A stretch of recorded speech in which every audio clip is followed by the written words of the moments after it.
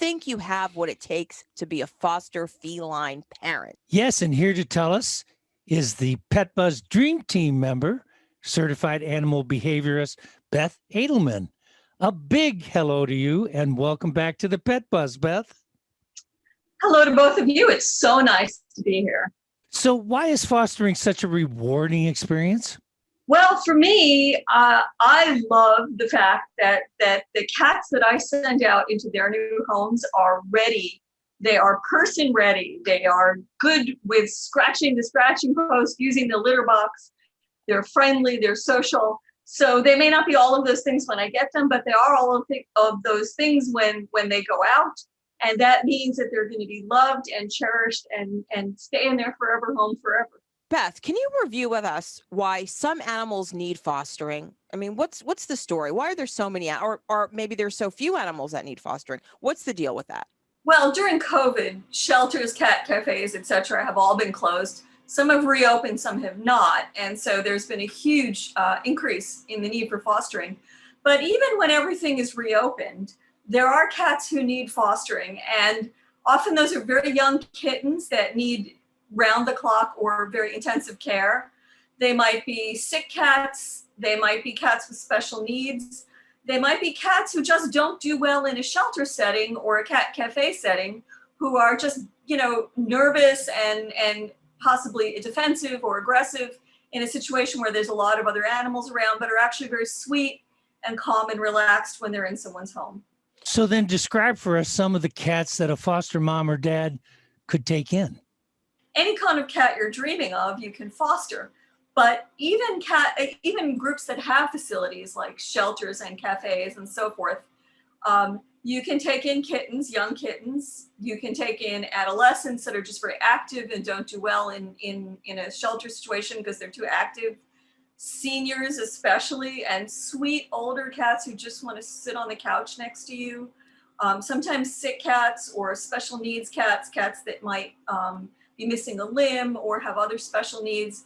And cats that are very fearful also do much better in foster settings than they do in shelters. So feral cats, but not necessarily feral. Sometimes just really fearful cats who have, I've been in someone's house and now I'm in a shelter. I'm really scared. And they will sometimes really shut down in a shelter and really blossom in a foster home. Beth, really, what do you need to know before fostering? The first thing is that you need to understand the policies of the group that you're fostering with. And every group is different. So I foster with a group that has policies that align with my values and that I feel comfortable with. But everyone's, comfort level is different. So you want to know, what are you going to be paying for? What are they going to be paying for? That's probably the most important thing. How long do they expect you to keep the cat? Are you going to be involved with adoptions? Are potential adopters going to come and meet the cat in your home or not? I mean, the money thing seems like a big thing. I mean, are they going to pay for the vet? Are you going to pay for the vet? Who's going to provide the food? Yeah, in my practice, I have a number of foster parents, and some of them continue on with the rescue group that's provided it and pay for the bills, and others, they take it over as soon as they can. And of course, that's a benefit to both, because if they take over the bills, it leaves more money in the rescue group for more adoptions that they can send out. And if they don't have the wherewithal for that, the rescue group wants to help them take care of that cat. So I see it go across the spectrum. Yeah, it's win-win. Okay. And it just depends on the people and what their, as you say, financial resources are and how much they care. And it's a good thing. I think it's a good thing, Beth. The thing is, if you have time and space and the inclination and you don't have a lot of money, that's okay. Your time and space and desire and love are very, very valuable. And then just work with a group that'll take care of the expenses. But believe me, the expenses are only one part of it. If you have the time and the space and the inclination, that's super, super valuable. And it's okay if you don't have the money. Right. But if you do have the money, then you're really benefiting the group and other pets too, and other foster parents that maybe can't afford to do it if you take on that financial responsibility. Okay, you had another question. So what kind of a person then should be fostering a cat? Well, it's important to not foster the cat to amuse yourself. Um, Cats in foster really need a caretaker who's going to work with them, understand who they are, help an adopter to understand who they are, and eventually adopt them out. So this is the idea is not like, oh, it might be fun to have a kitten this week, or oh, it might be interesting to have a cat, this month.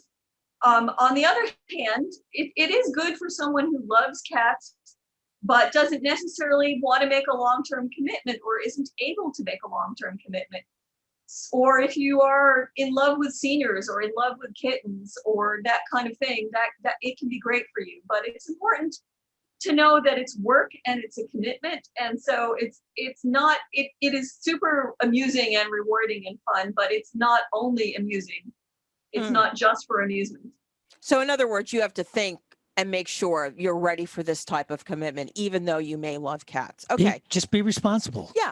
Well, so let's talk about how you get started. You get started by finding the group you want to work with. And that, you can start with your municipal shelter and just email them, give them a call and say, I'm interested in fostering. Do you have a foster program?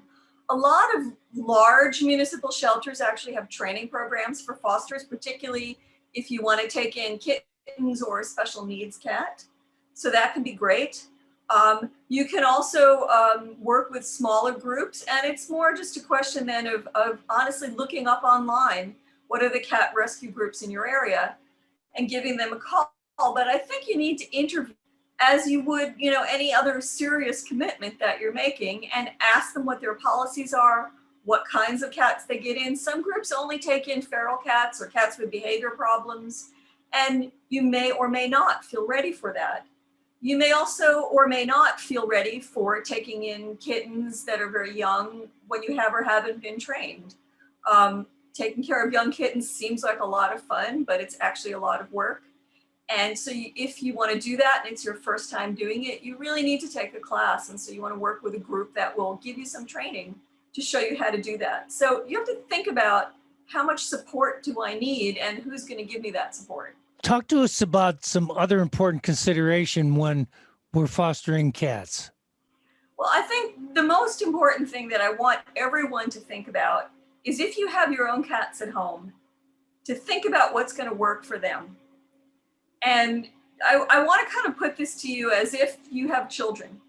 If you have your own children and then you think, oh, I would like to foster children as well because I like kids and I know there's kids in the foster system who need a good home, you still would have to think about your own children first. And you wouldn't say, oh, if the foster kids come in and they beat up and bully my kids, I don't care. My kids will have to suck it up and get used to it. You wouldn't do that. And you can't do that with cats either.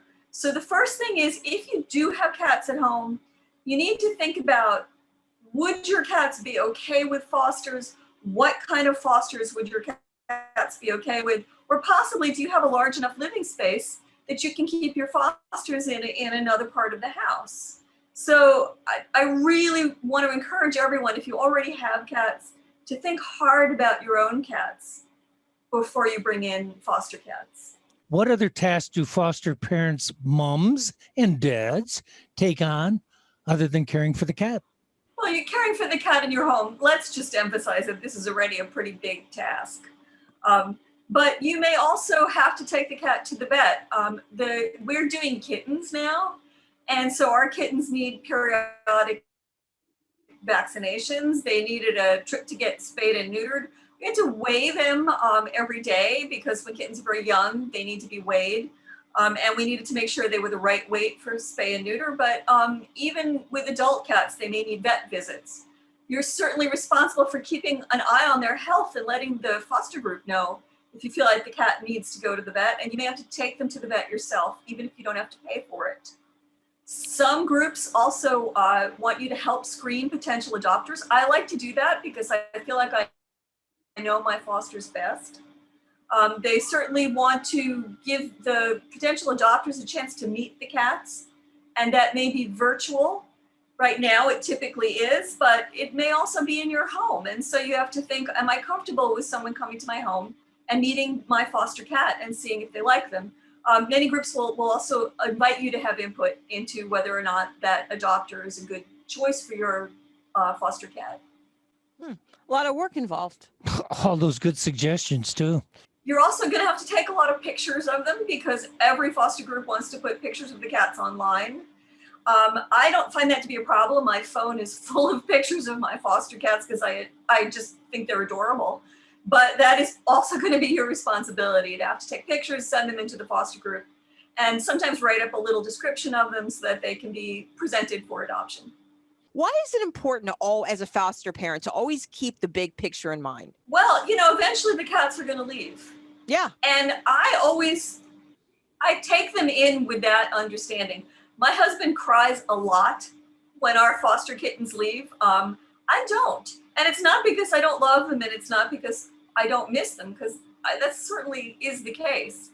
But I always take them in with the idea in mind that I'm going to make them uber fabulous cats who are going to just be adored and loved for the rest of their lives. And that's, to me, that's the rewarding part. That's what I like to do. It's important to really keep that in mind. Foster fail is kind of a joke, but it's not actually so much of a joke. Your job is really to get these cats adopted, not to adopt them yourself. And, if you want to adopt a cat, then by all means adopt one.